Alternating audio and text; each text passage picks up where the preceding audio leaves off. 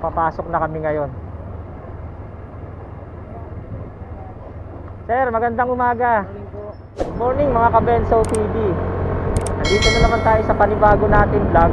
Papunta tayo ng Bicol ngayon. August 3 ngayon. Ito yung plano namin talaga na bumiyahe. Titingnan natin kung makakapasok tayo dahil mas mahigpit ngayon. Naka-MECQ ang Laguna. Ang oras natin ay 2:41 ng madaling araw.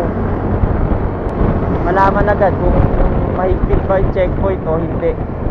Bago namin simulan itong biyahe na to, huwag niyo munang kalimutan mag-comment, mag-like at mag-subscribe na rin kayo sa aming channel. Yan mga guys, pinili namin yung daanan itong Los Baños. Papunta kami ng San Pablo, tapos diretso ng Chaong.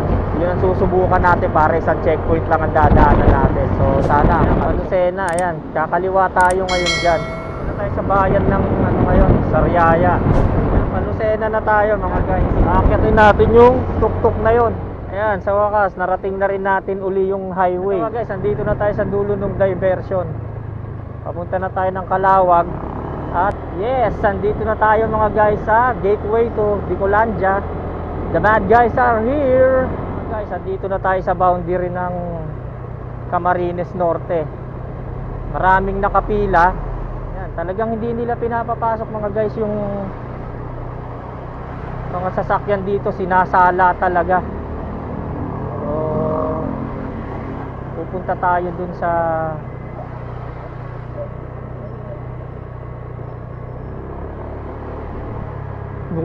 pila. Pumila ka na ron, man. Ay, filled up ko na lang ako dyan, ha. Guys, nakapagbayad na kami ng halagang 1,200 para sa dalawang antigen test. 600 each bawat isa. Nagmura ngayon kasi dati 1,200. Tapos naging 700, 800 ngayon. 600 na lang.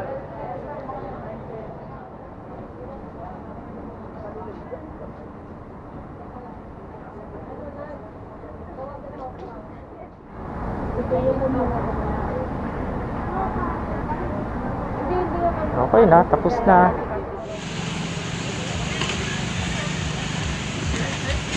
Tapos ka na, hindi ako makapagsakit. Masakit.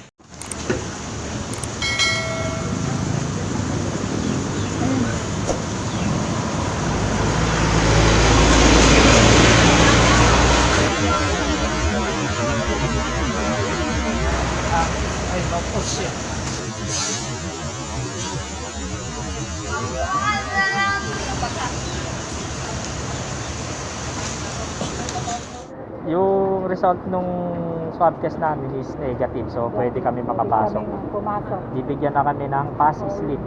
Sleep, pass sleep. Ano, matutulog na ipas. Pass slip. Guys, papasok na kami ngayon. Sir, magandang umaga. Okay na po?